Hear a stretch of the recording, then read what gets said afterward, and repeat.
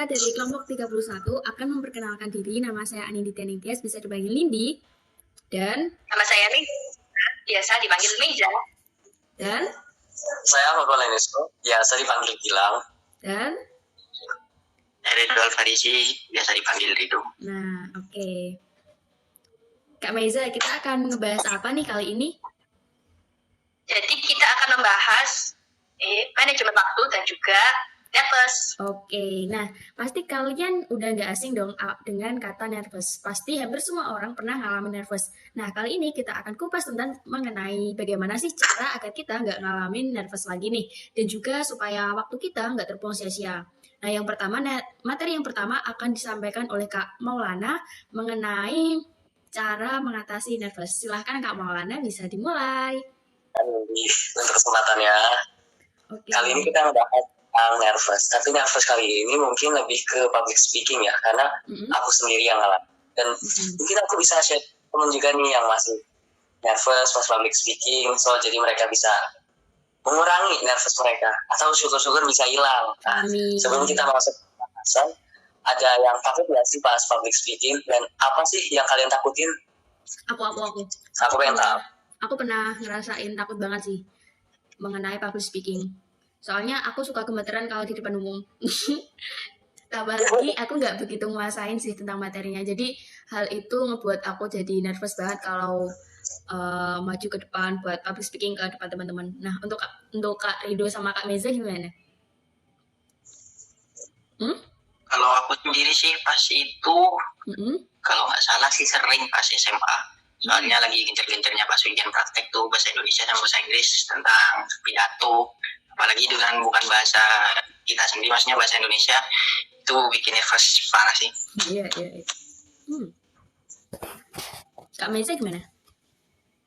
Kalau aku sendiri pas pertama kali jadi pembawa acara gitu waktu buka bersama. Jadi waktu itu baru pertama kali yang namanya ngomong jadi pembawa acara gitu, takut alurnya salah. Jadi itu yang kadang-kadang itu sih teman-teman.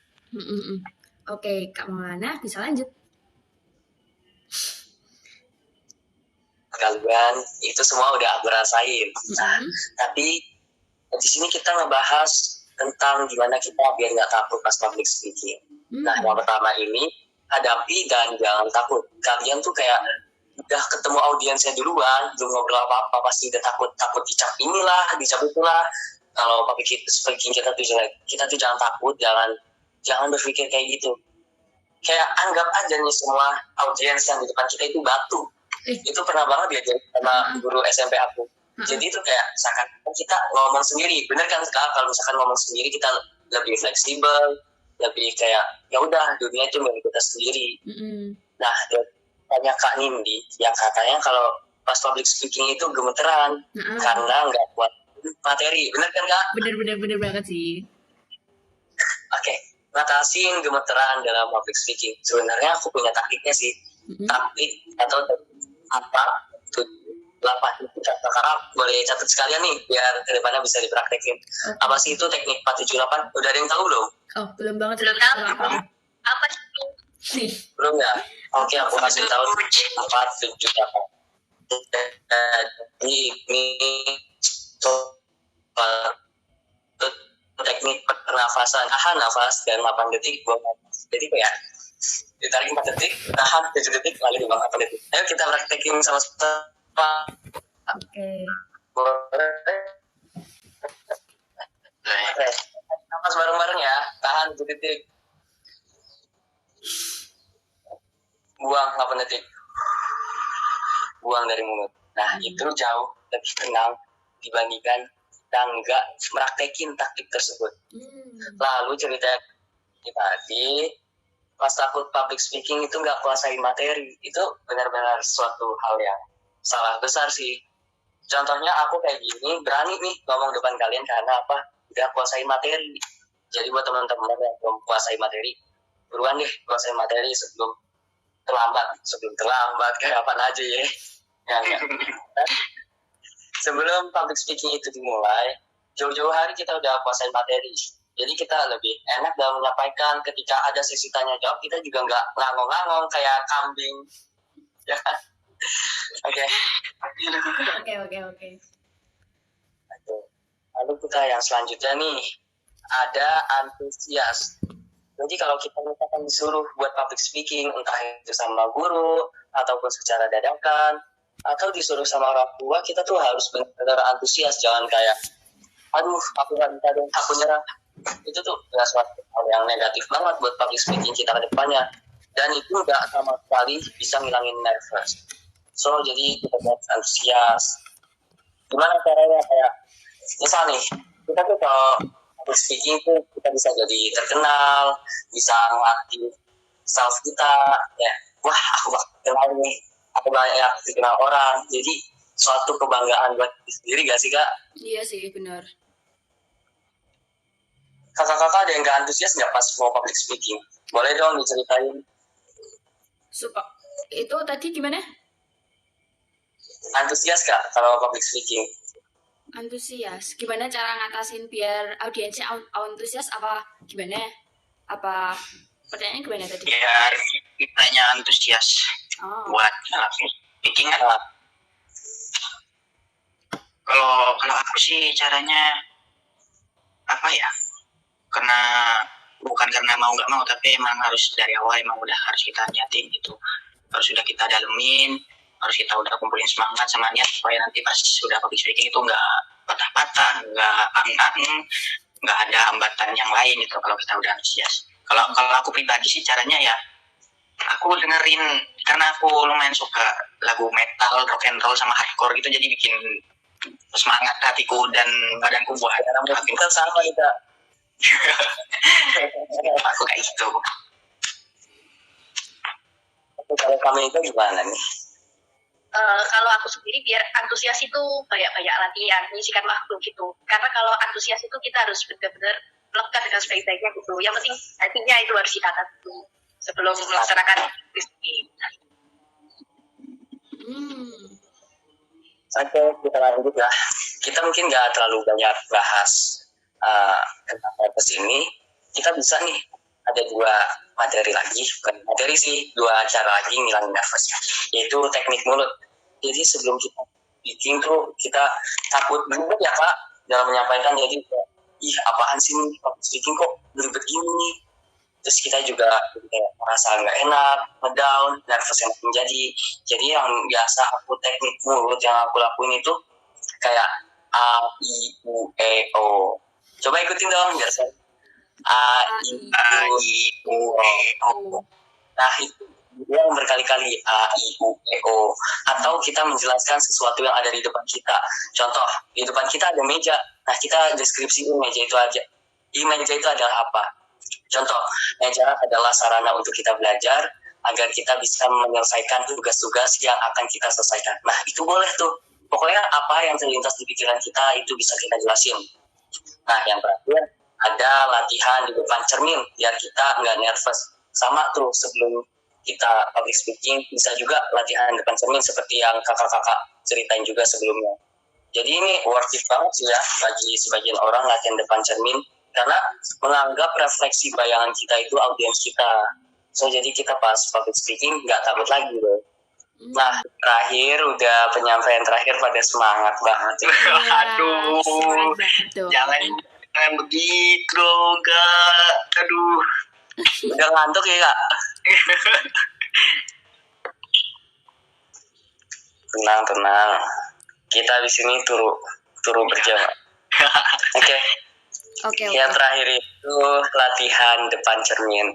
Udah nggak bisa dipungkiri sih, ini sebagai senjata terakhir bagi public speaker ya. Karena itu udah benar-benar senjata terakhir. Karena setiap kita mau public speaking, kita pasti perlu latihan dulu depan cermin kita. Misalkan jelek, ya kita bisa lanjut lagi ke tahap selanjutnya. Misalkan ada kekurangan, kita perbaiki, kita ulang-ulang terus bicaranya. Nah, terus refleksi bayangan kita itu digambarkan sebagai audiens. Jadi ketika bertemu audiens langsung, nervous kita benar-benar berkurang gitu loh Kak. Ada yang sama ya sih Kak yang selalu latihan depan cermin? Sama banget. Ayo kan Indi. Apa? Paling semangat kan Indi? Iya dong.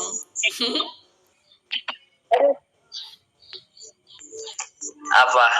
Pas public speaking suka banget latihan depan cermin. Apa aja sih Kak manfaatnya Kak yang Kakak rasain selama ini? Manfaatnya tuh kita bisa ngelihat gerak-gerik kita sendiri di depan cermin, habis itu kayak intonasi nadanya juga kita bisa tahu apa aja sih kekurangan kita. Terus kalau kita di depan cermin tuh kita udah kayak bisa ngerasain gimana sih gerak-gerik tubuh kita, kayak tangan kita gimana. Jadi kita bisa evaluasi itu dengan sangat baik gitu sih Kak. Kalau aku sih gitu. Mungkin yang lain bisa gimana nih? Sharing bisa dong. Kalau aku sih latihan di depan cermin itu lebih tenang gitu. Kadang-kadang kan kita orang beda. Kalau latihan depan orang itu biasanya itu agak malu-malu gitu. Jadi kalau kita latihan di depan cermin, jadi kita itu malah tambah lancar. Bagus stop. Kalau aku sih latihan di depan cermin itu jujur yang aku rasain tuh jadi lebih fokus aja gitu loh, karena ya yang terutama kan di kamar sendiri, di depan kaca juga sendiri, ngomong sendiri, nggak ada yang jadi hambatan. Paling cuman mungkin ada adik yang ganggu atau apa, tapi kan itu tetap apa hal kecil doang gitu, nggak kayak hal besar kayak ngadepin penonton itu kan enggak gitu. Jadi bisa lebih tenang juga. Oke, aku setuju banget sama Kak Nindi. Kalau kita latihan depan cermin itu kita bisa mengevaluasi diri sendiri secara langsung. Sebelum orang lain mengevaluasi kita, kita lebih dulu untuk mengevaluasi. Sama juga nih kayak Kak Rido, Kak Mei, yang lebih tenang, malunya berkurang, lebih fokus. Nggak kayak tadi kita ya pas briefing ya, kita malu-malu. Jangan dibuka kartunya dong.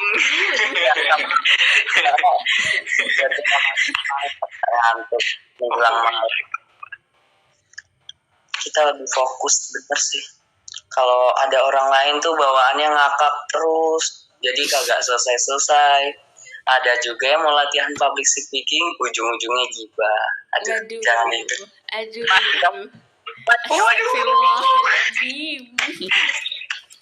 Katanya yang sering public speaking tapi suka gibah, tapi public speakingnya tetap lancar ya nggak apa-apa sih.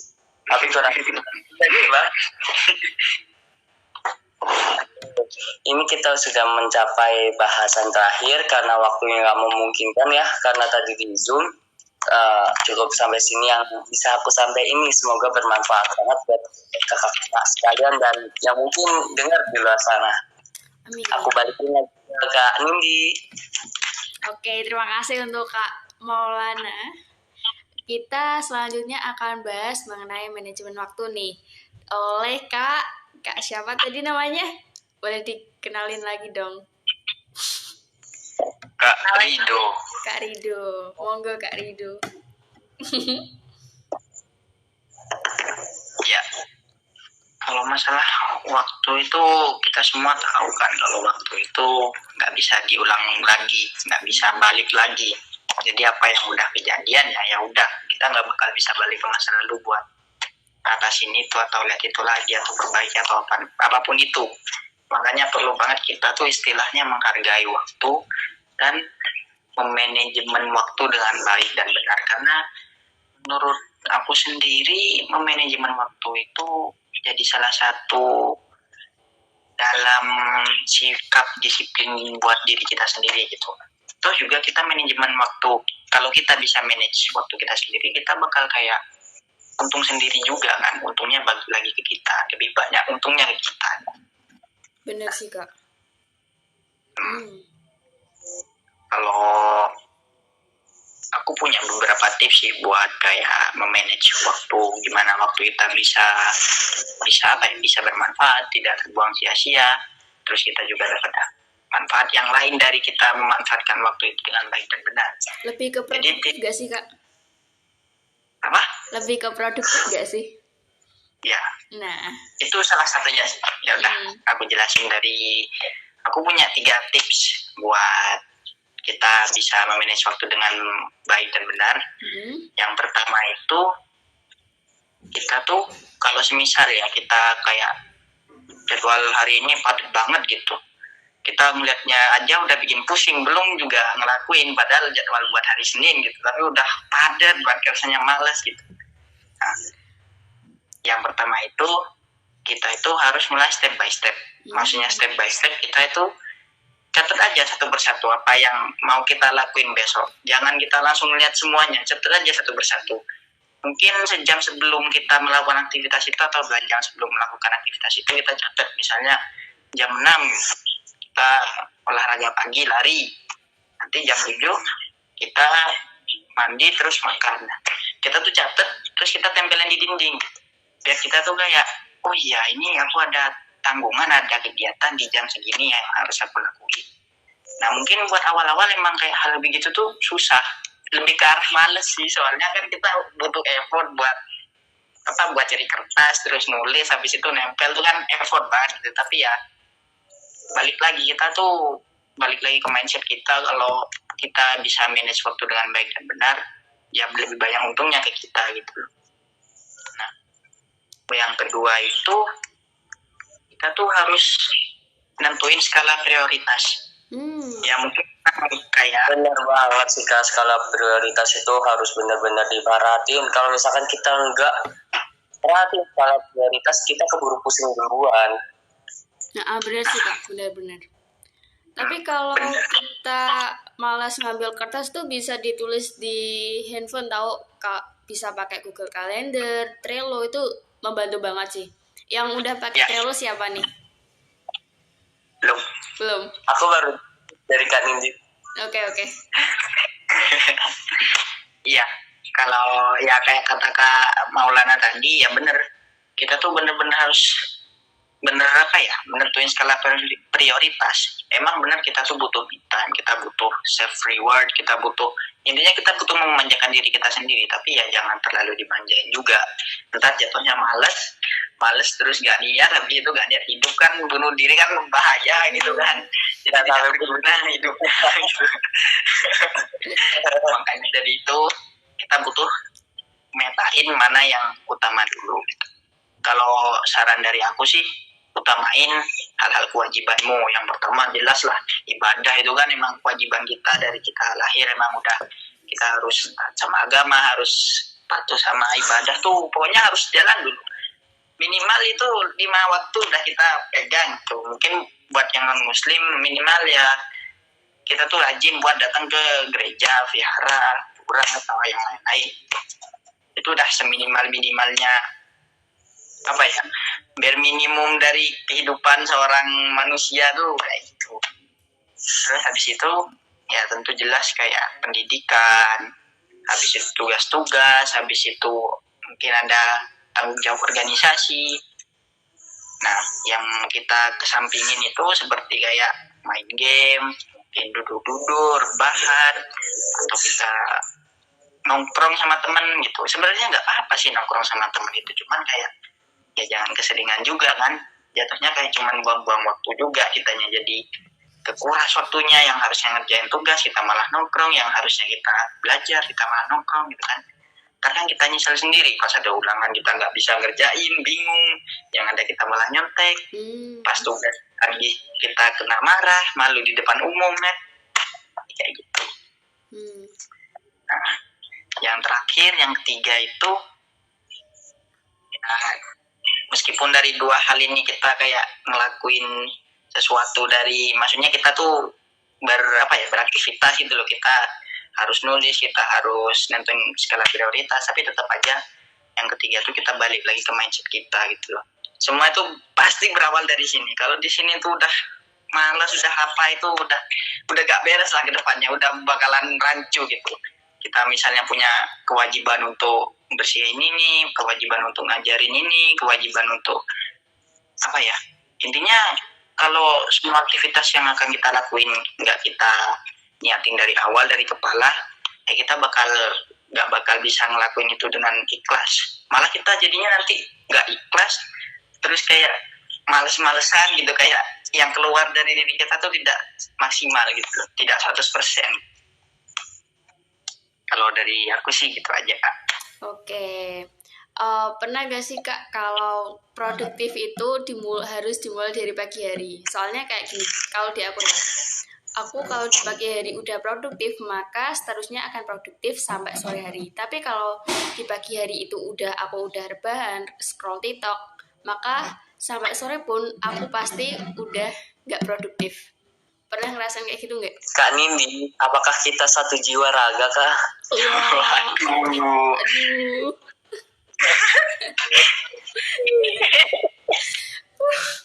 Berarti pernah ngalamin kayak gitu gak sih? Sering banget sih Kak kalau aku. Kayak kalau lagi produktif, ya udah produktif banget sampai tidur lagi. Kalau malas ya udah malas. Bener banget. Ya. Amisha gimana? Kadang-kadang gitu aku. Kalau udah malam, misalnya kalau dari pagi tuh scroll Instagram, terus tiba-tiba malas ngapa-ngapain, tiba-tiba sampai malam bahkan itu rebahan dulu. Ya bener. Itu kan ngebuktiin kalau kita tuh kalau udah dari awal, apalagi dari pikiran tuh udah kayak beda, udah di pikiran tuh bukannya mikir kewajiban yang harus kita lakuin, malah kita mikir buat memanjakan diri tuh ya hasilnya bakal seperti itu gitu loh.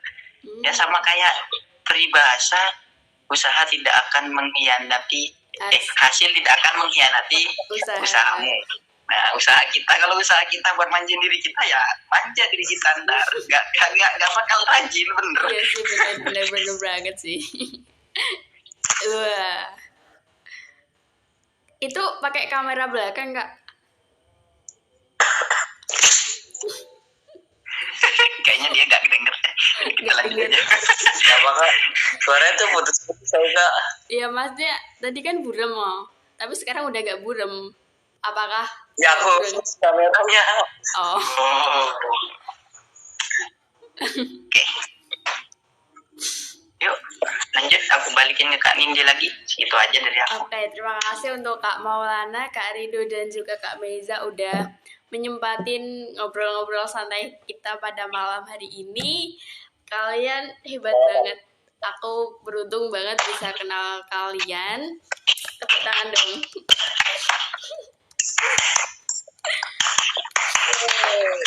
Mantap. Semoga ilmu kali ini bermanfaat buat kita ke depannya maupun mulai besok pagi kita bisa produktif. Amin. Kita akhirin sesi kali ini kali ya Kak. Ada pantun kali untuk Kak Rido apa? Ada pantun nggak? Kalau pantun sih nggak ada. Kalau kata-kata terakhir ada mungkin. Ya mungkin bisa. Iya. Ini kan Kak Nindi sama Kak Maulana kelas 12 kan ya? Iya. Iya Kak. Benar. Besok kuliah. Iya, ini cuman cuman nasihat aja dari yang udah mau kuliah gitu kan.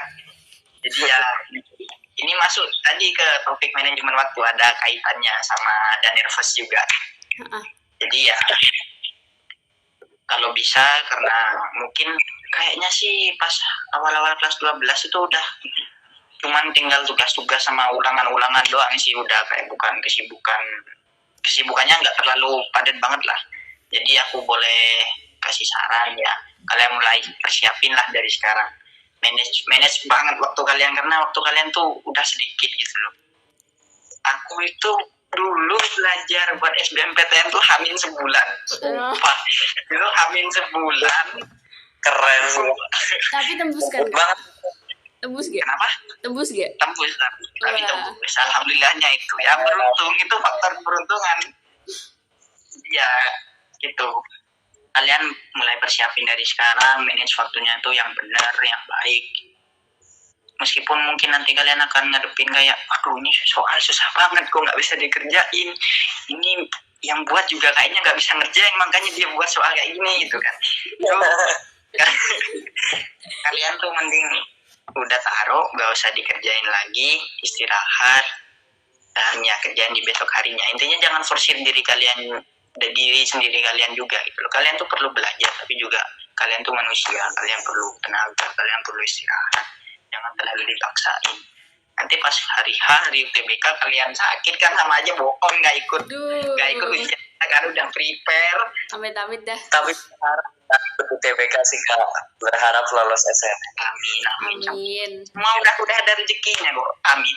Asal kalian tuh berusaha, kalian kan takdir kan udah ada di mana, maksudnya udah tercantum gitu takdir, tinggal gimana usaha kalian aja kan.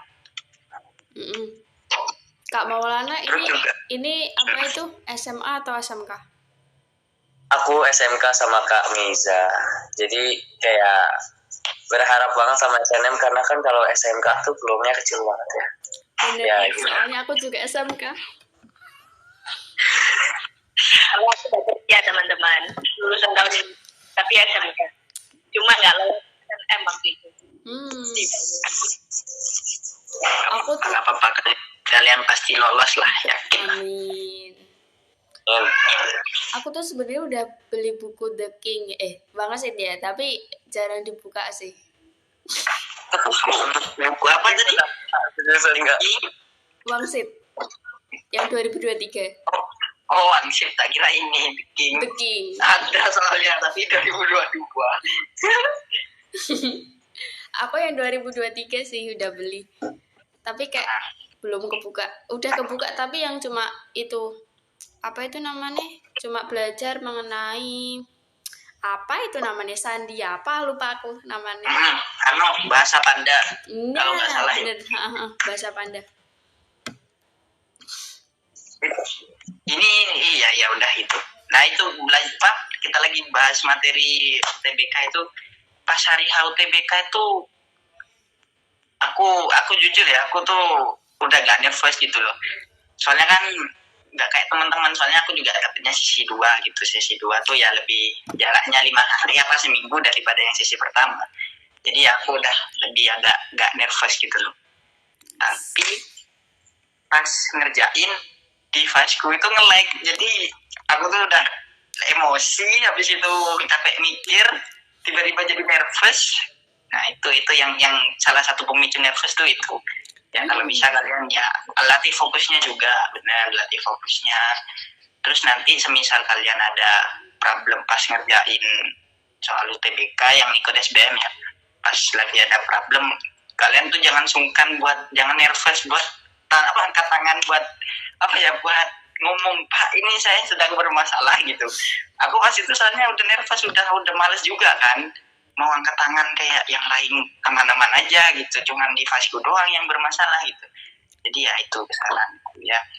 Okay. Ya sebenarnya emang ada peribahasa yang bilang kalau guru terbaik itu adalah pengalaman gitu. Ya. Iya benar sih. Oke, itu aja dari aku. Oke, terima kasih untuk Kak Maiza, Kak Rido, dan juga Kak Maulana. Bye-bye. Assalamualaikum warahmatullahi wabarakatuh. Waalaikumsalam warahmatullahi wabarakatuh.